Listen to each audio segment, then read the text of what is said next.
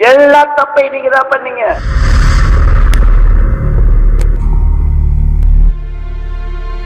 நானா? எல்லா தப்பையும் நீங்க தான் பண்ணீங்க. போதும் சார், நீங்க எனக்கு கொடுத்த அசைன்மெண்ட் எல்லாம் போதும்.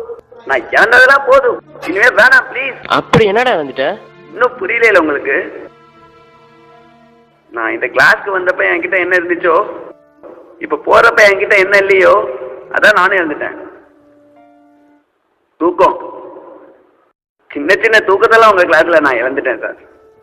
நீங்க எப்போ உங்க பையனை பெரிய ஆளாக்கலாம், அவனுக்கு ஒரு நல்ல லைஃப் அமைச்சதெல்லாம் தான் யோசிப்பீங்க. ஆனா எனக்கு என்ன வேணும், நான் எப்படி இருக்கணும்னு ஆசைப்படுறேன்னு நினைக்க மாட்டீங்க. உன் விஷயத்துல எதுவா இருந்தாலும் 1000 போடுவேன். ஆமா, 1000 போட்டா இவன் எக்ஸாம்ல நல்லா எழுதுவானு யோசிப்பீங்களே தவிர என்னைக்காவது எனக்கு புரிஞ்சிருக்கான்னு யோசிச்சிருக்கீங்களா? முக்கியமான சம்பளம் கொடுத்து அதை படிக்க வைக்கிற சாட்டிஸ்ஃபேக்ஷன் என்னன்னு உங்களுக்கு தெரியும் சார். ஆனா அதை படிச்சுட்டு போய் எக்ஸாம் ஹாலில் வராம இருக்கப்ப வேதனை எனக்கு மட்டும்தான் சார் தெரியும். என்கிட்ட சொன்னா தானே சார் தெரியும் நான் எது படிக்கணும் எது படிக்க கூடாதுன்னு. எதோ இருந்தாலும் என் பேரண்ட்ஸை கூப்பிட்டு கம்ப்ளைண்ட் பண்றீங்க, என்ன கூப்பிட்டு சொல்லுங்க சார், என் கண்ணை பார்த்து சொல்லுங்க சார், என்கிட்ட ஃப்ரெண்ட்லியா இருங்க சார். இதை தானடா எப்பவும் நான் சொல்லுவேன். சொல்லுவீங்க, ஆனா இருக்க மாட்டீங்க. ஏன்னா எல்லாம் உங்களுக்கு பிடிச்ச மாதிரி தான் இருக்கணும். இந்த சம்மு நீங்க தான் நடத்துனீங்க, அது ஈஸி நீங்களே சொல்லுவீங்க. அதுதான் எக்ஸாம்ல கேட்பாங்கன்னு என்னவே கன்வின்ஸ் பண்ணுவீங்க. இந்த கொஸ்டின் பேப்பர்ல கேட்காம இருக்கப்ப எப்படி இருக்குன்னு தெரியுமா சார்? கொஸ்டினை கிழிச்சு இருந்துட்டு எனக்கு பிடிக்காதுன்னு அத்தனை போல இருக்கும் சார். லேபுக்கு அனுப்புவீங்க, நானும் டீ குடிச்சு போவேன். ஆனா நான் போறதுக்கு முன்னாடியே நீங்க எனக்கு போயிட்டு ஆப்சன்ட் போட்டுருவீங்க சார்.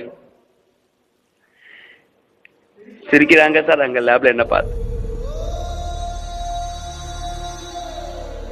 டேய் சந்தோஷ் வா, ஈஸியான சம தரப்பீங்க.